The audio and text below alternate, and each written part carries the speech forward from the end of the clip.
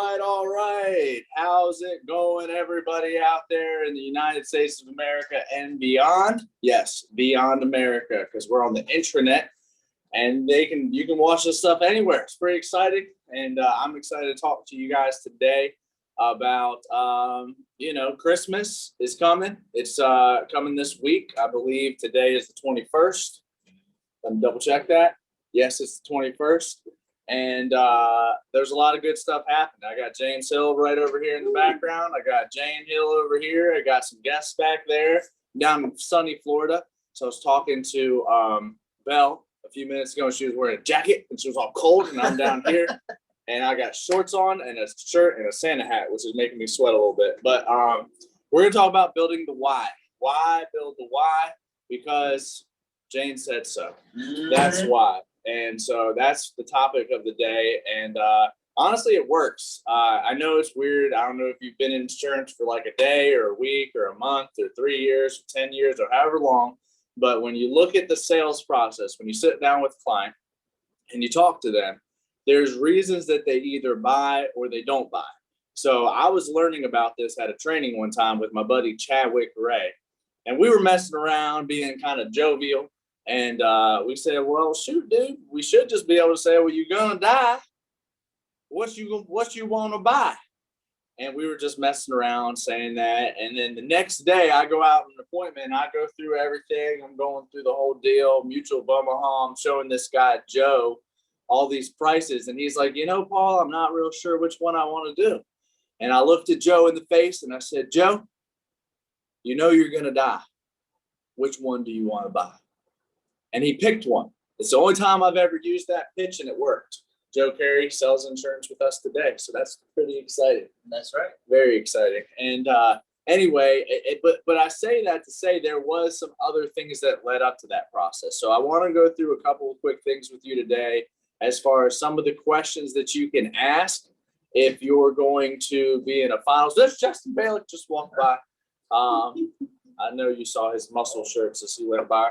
But there's a couple things you can say in a mortgage protection appointment. There's a couple things you can say in a final expense appointment that will just cut right to the chase. So let's just assume that you've already built like and trust. So people buy off of people that they like and trust. So if people aren't buying off of you, you got to ask yourself, what am I doing wrong in order to fix this? If people aren't booking appointments with you, you should go, what am I doing wrong in order to fix this? Because if you're not booking most of the people you're talking to, if you're not selling 50% or more of the people you're sitting down with, great news. You're doing something wrong. You're wrong. You're wrong. All right. And I hate to tell you that, but you need to, it's not funny. It's the truth. You know what? This is how I know, because every time I've not been selling something, I look back, I go, damn it, Paul. This is me talking to me, not me talking to the other Paul. I said, damn it, Paul, you did it wrong. And so, but if you internalize it, you can control it. So if you can say, hey, I'm doing it wrong, what do I need to do it right? Then you can fix it. If you say that they're just dumb or they don't care about their family or they this or they that, you have no control over that. Anyone who has children knows you don't have any control over anybody other than yourself, because you try to tell them to do something. I don't know how to get them to do it. I don't know. If you know, tell me, text me, call me. We're starting a support group on Wednesdays, 1:30 after the call. That's a joke. I hope you don't think that we should maybe we could have a parenting group. So how to build the why. I want to cover real quick and briefly. I'm going to go over building the why for final expense appointments, because I feel like we do a lot of final expense. And then after that, I'm going to have a guest star come in here and talk about the mortgage protection, how to build a why. And hold on to your potatoes is all I can say. And you're going to watch this the whole way to the end, because there's a lot of interesting things at the end. And if you like it, at the bottom, hit subscribe. There's a button there. Like and subscribe.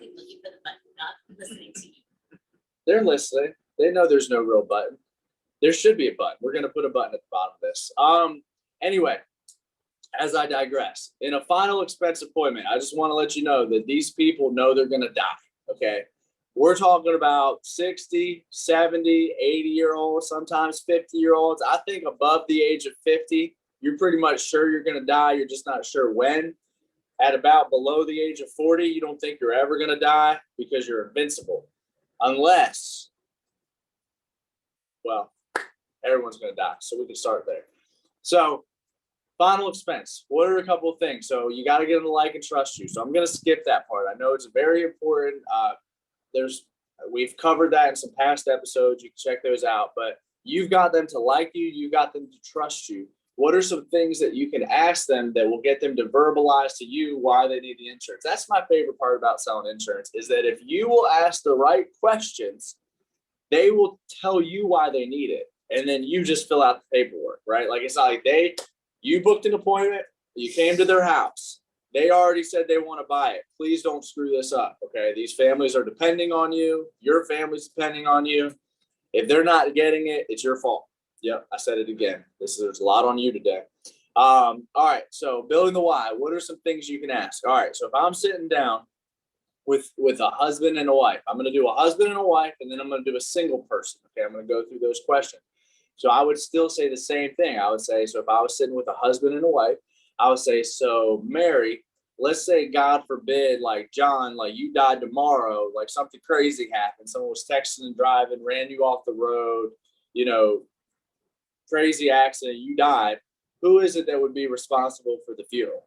And if they're a married couple, usually they'll say the other person. Okay, got it. So Mary, you'd be responsible for the funeral. And as far as that goes, Mary, like do you guys have a whole bunch of money just laying around for something like that? I would have already asked all the questions, so I would know the answers. Like, I would go through the profile picture. I want to know everything about these people before I start questioning them, into exactly what product we're going to go with. So I know what product already. Like, this is what I'm saying. Like, you should know a lot of stuff before you start asking these questions, right? But so let's say that they die. Like, you died tomorrow. Do you guys have a whole bunch of money laying around for something like that? Okay, got it. And so for this is just to make sure that the bills are paid when you go, right? Like, so that there's not like that financial burden when you die, right, John? And I'm guessing, John, and I would look over at John and say, I'm guessing, John, like, you just want to make sure that when you die, that Mary, and I would look over at Mary, is not coming home from the funeral, packing up boxes, trying to figure out what she's going to do because she didn't have enough money for everything, right? Right. Okay, got it. So I can help you with that. So that's what I would talk about for like a couple with final expense. Those are the questions I would ask, and I would just have them, talk. I would let them talk, right? If it's a single person, because I feel like with final expense, we do sit down with a lot of single people, and you're like, well, how do we build a why with a single person? I would say, so Mary, like, let's say, God forbid, you die tomorrow, something crazy happened, someone was texting and driving, ran you off the road, so I'm visually painting a picture of their death. I know it's morbid, it's weird, but someone's got to do it because they're going to die, and we need to talk about this before they die, or else it's going to be a lot more complicated after they die, because they won't be able to help tell you what they want to do because they won't be here to tell you. So ask them before they're gone. And so, like, let's say you died tomorrow, Mary, and you didn't come home. Someone was texting and driving and ran you off the road. Like, who is it that would be like responsible for the funeral? Like, who would that person be? And they'll say, well, my kids, my niece, my nephew, whoever it is. I say, okay, got it. And so as far as your daughter Sherry goes, Mary, does she have a whole lot of money just sitting around for something like that? Like, I'm genuinely concerned. Like, does she have a whole lot of money sitting around for something like that? Great news. The answer could be yes or no. It doesn't matter. So don't worry about if they say yes. Don't worry about if they say no. The next question's still the same. All right, so she does have a lot of money laying around, or no, she doesn't really matter. Okay, got it. So, and I'm guessing with this, like, the reason that you were looking to do this is that you just don't want to be a burden on her when you pass away. Is that kind of what you were thinking? So I asked like 3 questions there, but I said something at the same time. So you just really didn't want to be a burden on her. Is that what you were thinking? Well, yeah, I didn't want to be a burden on her. And this is the last question that I think, for me, I love to ask, no matter what's already said, no matter how bought in they are, I love to say, and I'm guessing like you really don't want, that to be the last thing that they remember about you, right? Like how they had to pay for part of your funeral. Because who in their right mind wants their family's last thing that they remember about them to be that they had to pay for part of the funeral, right? And so I think that when you ask questions like this, when you ask questions that sometimes feel like maybe like, I don't know, like I didn't understand why I was asking these questions at first, but as I've learned in the business, as I've been around for a while, I understand why these questions were important. I was given a list of questions and they said, ask these questions. And I said, okay, I can ask those questions. And guess what? It worked. I had no idea why it worked, but it did. They said yes a lot of times. And then I realized that if you can get people to verbally say to you why they need the insurance and who's important to them, that they're much more likely to buy, as long as you've covered the like and trust. They got to like and trust you. You know, you've got to get that part. If you can get that part, the people skill part, and then ask the right questions, they will verbalize to you exactly why they need the insurance. And so with that being said, did you want to add anything else on that? Building the why final expense? I've got the man, the myth, the legend, Mr. Justin Balik. Take a seat here And let me run across. Oh my God. What's up, y'all? We're chilling out here on the balcony, 76 degrees here in lovely Coral Springs. I think Chino killed it. What I might add is kind of a general thing, no matter who you're talking to, is don't afraid to be bold. You can't be too bold in the home. And I think a lot of times here's the issue, right? Is that we say, well, just, I wouldn't want to say that, or I wouldn't want to ask that because I might offend somebody. I might make them upset. Well, here's the problem is what you're really worried about is making you upset. You don't care about making them upset. You're worried about that they might reject you. And then that might hurt your feeling. Oh no, it's all about me all the time. But here's the thing is we got to care about these people enough to ask them questions like, hey, John, or hey, Mary, if John dropped dead right now, how long could you stay in this house before they put you on the street? And look at them just like that. The problem is most y'all aren't being that bold because you don't want to hurt your feelings. So what I would say is care enough about them to ask questions, be direct. And then once you look at them in the eyes and you ask questions like that, there's something that is super powerful that people don't talk about often, and that's silence. Shut up and let them talk. Because they'll tell you and sell you on why they need that insurance.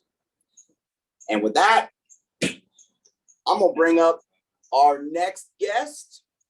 She going to talk to you about how to sell some mortgage protection. So with that, please help me welcome Miss Jane Hill. Woo! And she gets Christmas. You get the Christmas hat. Christmas hat. Did you know that you were going to have all these guest speakers on here? The computer should have been higher. Like I'm totally wearing shorts. And you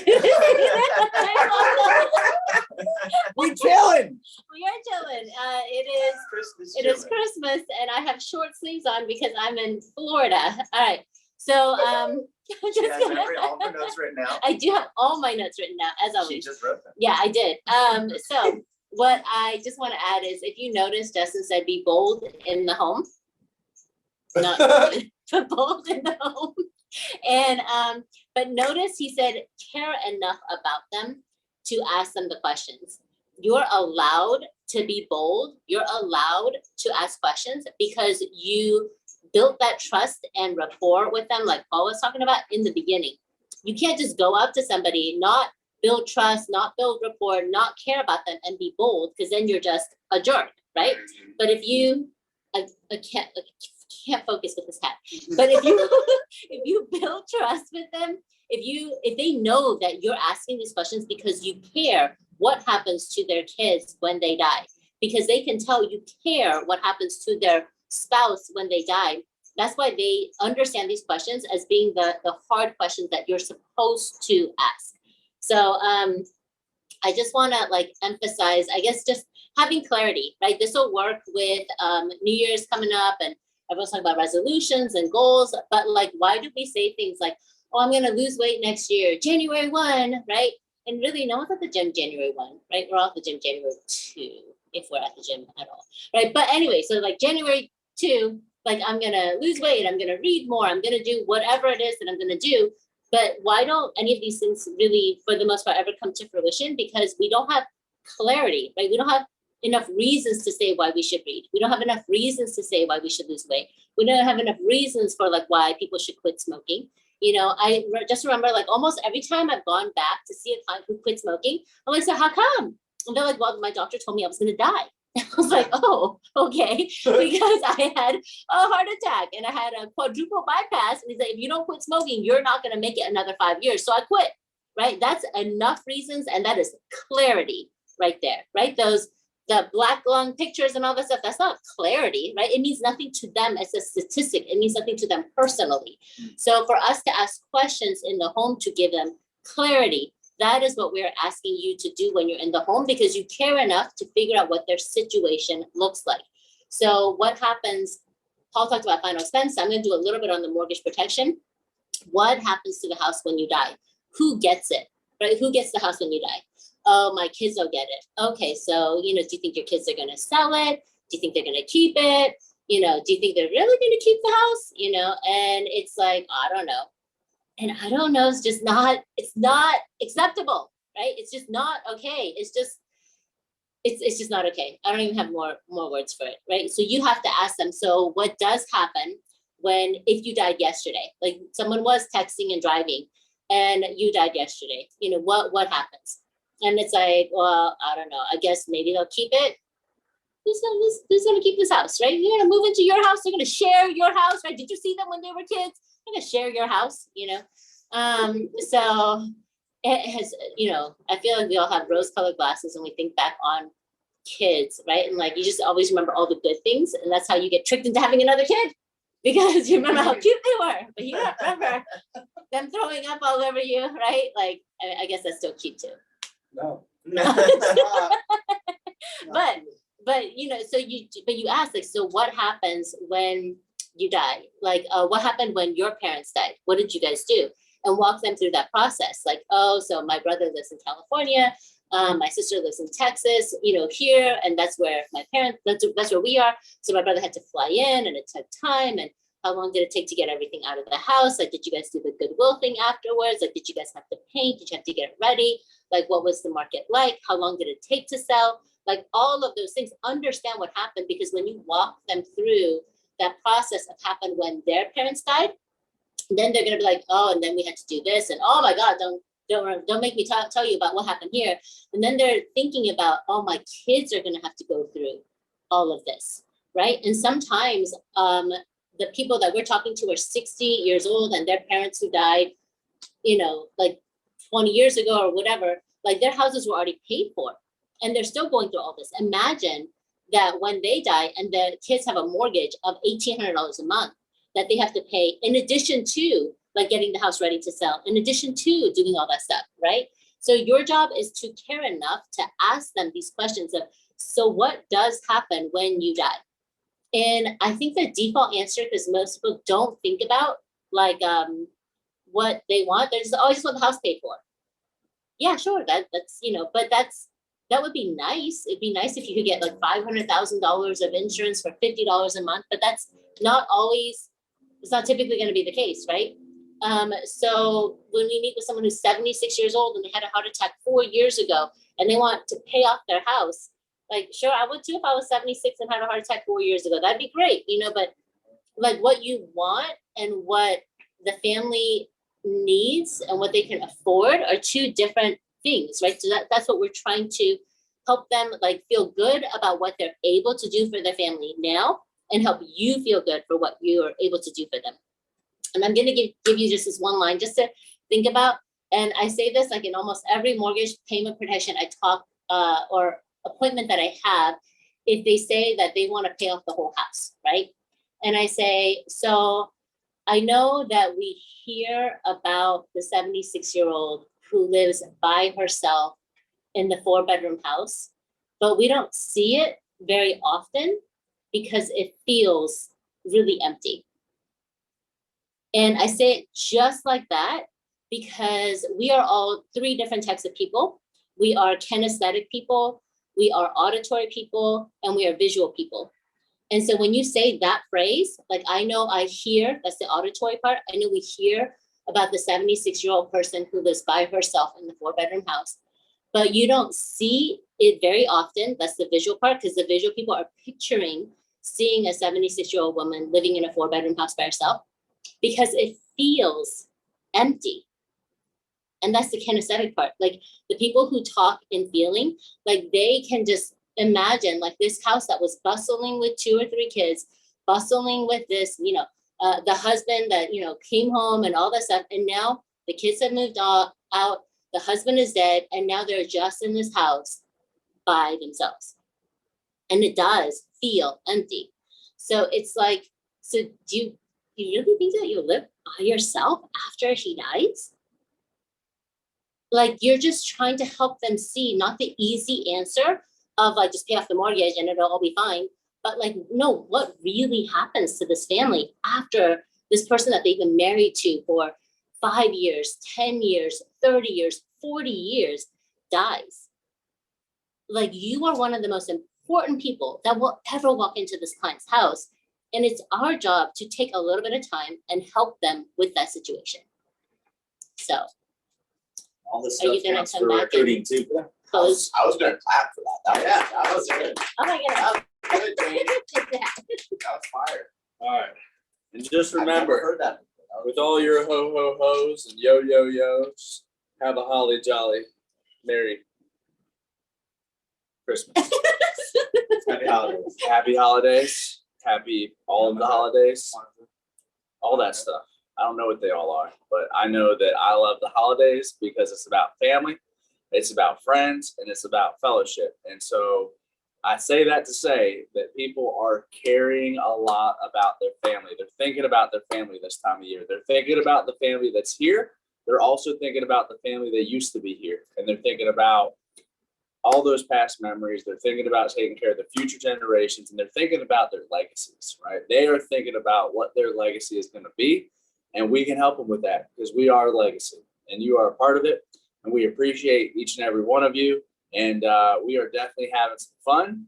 We're going to have a little Italian food later, which in my world we call food. And it's going to be very exciting. And I wish you guys could be here, but I'm also happy it's just us. So anyway, I hope you have a good family holiday season. And we will catch you guys. See you on the next one. On the next one. Remember, click that red button.